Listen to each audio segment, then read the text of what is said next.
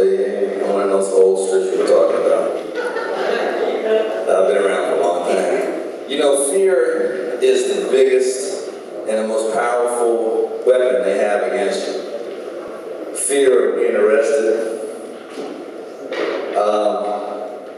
Especially for a black man, that's something that's in your future if you don't do anything. Just think about it. The majority, how many brothers and sisters you know, how many brothers you know have been arrested like recently, or within the last year, or spending time behind bars for dumb shit?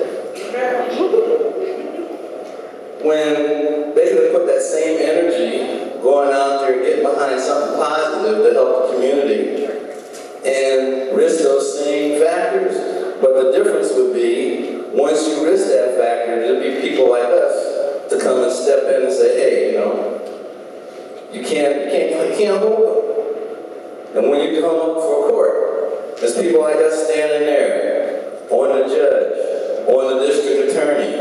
You know, it puts a lot of different pressure on them. It's a whole different thing that you're dealing with, because the dynamics of social evolution is what you're talking about.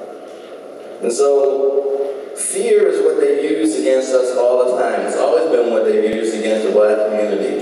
You know, in the old days when the Klan would come around against everybody, or when, as they used to call them, the hunkies would come out, you know, they'd come out to your neighborhood and honk for your mom to come out, or your sister to come out, or, you know, just to cause problems.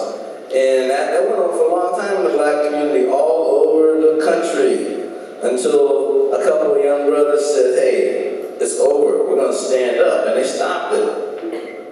And they became organizations like the Panthers, organizations like the Crips, like the Bloods. See, a lot of people don't know your history. You know, those so-called gangs now, they were turned into gangs by the system on purpose, because they were very effective in the community at protecting our community against those people who came against it. And that's what they were originally formed for. They were originally formed as protective groups for our community. And you see what happened to them. Okay? So, what we're dealing with is a very insidious type of thing that's been going on for hundreds and hundreds of years. We've only officially been out of slavery, as far as I'm concerned, since the 60s, when the Civil Rights Amendments came in. Before that, they were still slaves. How many of you know, I read Jim Crow? About Jim Crow? That's not enough. That's not enough. That's not enough. The first thing you need to do is take responsibility for learning about your history. That's the first thing you need to do.